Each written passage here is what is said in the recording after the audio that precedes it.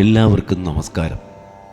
നാളെ 2026 മെയ് മാസം 21-ാം തീയതി അതിവിശിഷ്ട ഷഷ്ഠി ദിവസമാണ്.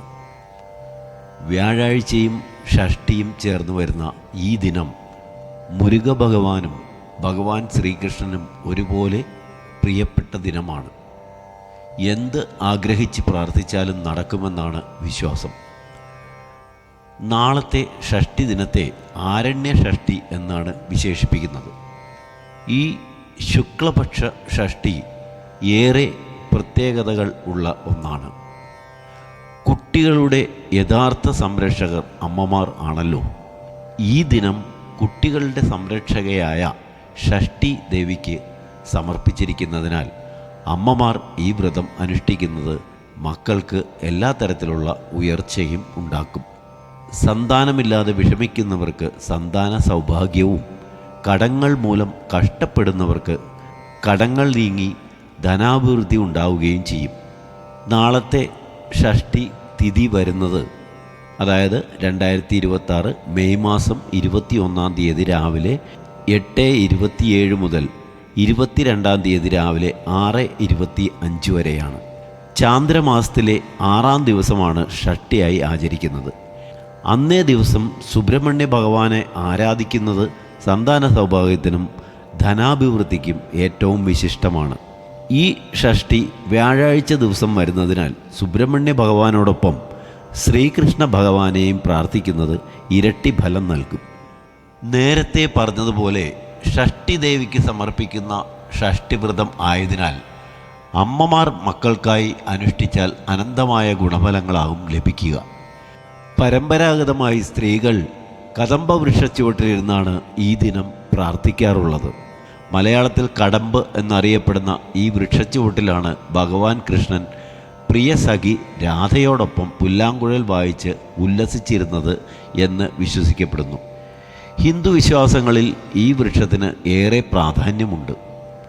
കൂടുതൽ വിശേഷങ്ങൾ മറ്റൊരവസരത്തിൽ പറയാം. നമുക്ക് ഷഷ്ഠിവ്രതം ആചരിക്കുന്നതിനെക്കുറിച്ചും നടത്തേണ്ട പൂജകളും വഴിപാടുകളും എന്തൊക്കെയെന്നും നോക്കുന്നതിനു മുൻപ് നാളത്തെ വലിയൊരു പ്രത്യേകത കൂടി മനസ്സിലാക്കേണ്ടതുണ്ട്. വളരെയധികം ശുഭകരമായ ഗുരുപുഷ്യാമൃത യോഗം നാളെയാണ്. ജ്യോതിഷ വിശ്വാസപ്രകാരം പുഷ്യനക്ഷത്രം വ്യാഴാഴ്ച വരുമ്പോഴാണ് ഗുരുപുഷ്യയോഗം എന്നും കൂടി അറിയപ്പെടുന്ന ഈ പുണ്യമുഹൂർത്തം സംഭവിക്കുന്നത്. പുതിയ തുടക്കങ്ങൾക്കും ഗുരുക്കന്മാരെ ആദരിക്കുന്നതിനും പുതിയ സാമ്പത്തിക സംരംഭങ്ങൾ തുടങ്ങുന്നതിനും ശുഭകരമാണ് നാളത്തെ ദിനം. ധനാഭിവൃദ്ധി ഉണ്ടാകാൻ ഏറ്റവും ഉത്തമമാണ് നാളത്തെ ദിനത്തെ വ്രതാനുഷ്ഠാനങ്ങൾ.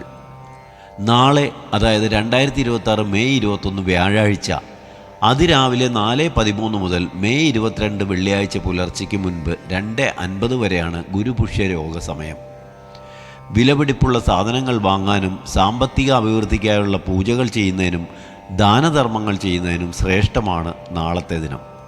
ഷഷ്ഠിയും വ്യാഴാഴ്ചയും ഗുരുപുഷ്യാമൃത യോഗവും വരുന്ന അത്യപൂർവ സംഗമ ദിനമായ നാളെ വ്രതമനുഷ്ഠിക്കുന്നത് വഴി എല്ലാവിധ ഐശ്വര്യങ്ങളും ഉണ്ടാകും.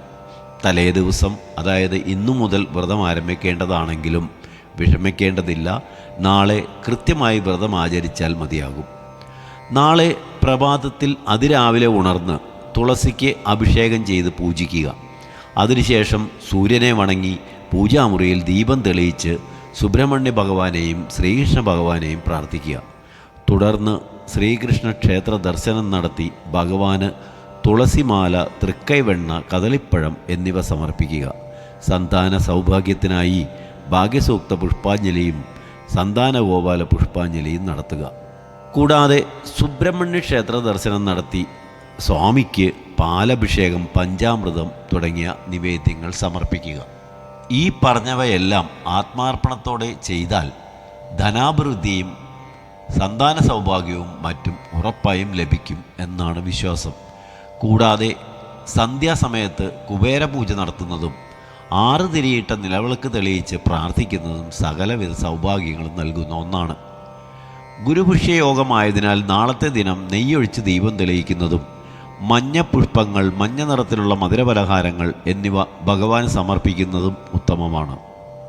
അതുപോലെ നാളത്തെ ദിനം ഓം നമോ ഭഗവതേ വാസുദേവായ, ഓം വജദ്ഭുവേ നമ, ഓം ബ്രീം ബൃഹസ്പതയെ നമ എന്നീ മന്ത്രങ്ങൾ 108 തവണ വീതം ചൊല്ലുന്നതും ഇരട്ടി ഫലം നൽകും.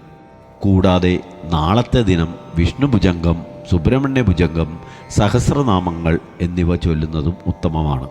എല്ലാവരും ഷഷ്ടിയും വ്യാഴാഴ്ചയും പൂയം നക്ഷത്രവും ചേർന്ന് വരുന്ന നാളത്തെ ദിനം യഥാവിധി ആചരിച്ച് ഭഗവാൻ കൃഷ്ണൻ്റെയും സുബ്രഹ്മണ്യൻ്റെയും ബൃഹസ്പതിയുടെയും അനുഗ്രഹം നേടാൻ സാധിക്കട്ടെ എന്ന് പ്രാർത്ഥിക്കുന്നു.